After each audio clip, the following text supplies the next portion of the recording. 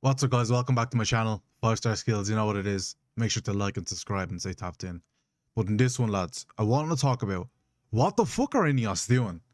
Like, what are they actually doing? What are they waiting for? They need to listen. If you're going to criticize anyone in this club, yes, Amram was not good enough. We know this. He should have been sacked in the Europa League final after losing a cup final to Spurs of all teams. If you lose a cup final to Spurs, you should never have a job at Man United. It's that simple. And listen, you can see what Ange is doing at Nottingham Forest. He's losing every game. Hasn't won a game since he's been in there. 7 games. And Amram lost to that guy. That should tell you everything you need to know about Amram. But I want to draw my arrows, or I want to keep my focus on INEOS. Like, what the hell are they actually doing at this club? Yes, for the most part, the player recruitment has been pretty decent. Like, the only player that's been shit, or has not been good enough, in my opinion, is Ugarte. That's the only signing that we made that, in my opinion, just hasn't been good at all. Everyone else, Xerxes, Dorgu has potential, Konya and Bumo Shesko, all good signings. Delit, good signing. Euro, good signing. These are good signings that they've made. So the player recruitment and the player transfer dealings, you know, getting rid of players that are on high wages. The only high earners over 200k right now are Bruno and Casemiro. We know Casemiro's gone next season, and Bruno's probably gone as well. Hopefully he's gone. He should have been gone this summer, but that's something I can touch on as well. Outside of player dealings, their decision making has been absolute shit. It's been shit. Because why did we keep Ten Hag after the FA Cup final? We know Ten Hag should have been sacked. We know Ten Hag was not good enough. Finishing 8th is never the standards of the biggest football club in the world. That was our lowest Premier League finish. And obviously we broke that last year, finishing 18th, almost double the position. It lowered in the table. That's how bad we've been in the last couple of years. But after that, after Ten Hag's season, when we won the FA Cup, it was clear he shouldn't have stayed. But obviously they got swayed by fans. They wanted to keep things ticking over. Oh, maybe they can do something that won the FA Cup final. We're only new into the club. We don't want to make too many massive decisions. But listen, he should have been sacked then. That would have saved us a lot of time and money. But listen, they kept him on, and obviously he eventually got sacked because he wasn't good enough. I could have told you that. Stevie Wonder could have told you that. But obviously the fan base, again, I'll make a video talking about the fan base of this club, because the fan base is like a cult. You guys are obsessed with these managers. Manager FC. People think Player FC is toxic, but Manager FC is even more toxic. You guys don't even care about this club being successful. You guys just want a manager to be successful and having that one manager, the next relics. That's what you are obsessed about. These don't care about winning. These are weird. But anyways, again, that's only applying to people that are fucking obsessed with the managers, man. I don't understand. It's weird. It's really weird. But anyways, Ten Hag was sacked. And now, obviously, Ruben Amorim was brought in mid-season. And yes, you could say the first 3 to 6 months, you could say, oh, okay, he hasn't had the signings. He hasn't been backed. The players aren't playing for him, blah, blah, blah. And we kept losing and losing and losing in the Premier League. Okay, the guy's clearly not good enough. The system isn't working. He's not changing the system. There's issues here. He has Portuguese bias. Many issues. But if he wins the Europa League final, we can forgive it. You know, it's a clean slate. We got Champions League back. Everything's forgiven. And we can start again and kick on and try and push and re-establish ourselves as a top 4 team, because we're way off it. Or we've been way off it for the last couple of seasons. Anyways, short story, we lose. Obviously, should have been sacked then.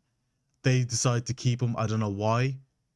They decide to keep him after losing the cup final to Spurs. But anyways, they give him a 200 million brand new attack. They give him a new keeper. The only thing you could say that's missing is obviously a midfielder. But listen, there's no midfielder that's going to solve this issue. There's no midfielder that's going to solve Ruben Amorim's system. There's too many issues with his system. It doesn't work in England, and he's been found out, and he should be sacked. It's not even a matter of if, it's a matter of when. And that's another thing I want to talk about, the when. These guys are actually cheapskates. They're literally waiting for November to sack him, because they know if they sack him now, they have to give him that 12 million payout, because he had a clause in it. Because he came mid-season, you'll get 12 million if we sack you within those 12 months. So that's why they're trying to stall it out. They're trying to stall it out until November 1st before they sack him, even though he should be gone now. If they're serious about this team getting European football, he should be gone now, and we can actually salvage the season. There's a lot of games to play for. But as we lose and lose and lose, It gets to a point where we're fucked. INEOS are acting like cowards. They're not sacking him when he needs to be sacked.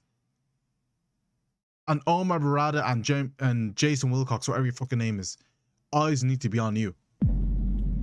You guys are responsible for him being here. You guys are responsible for Dan Ashworth being sacked.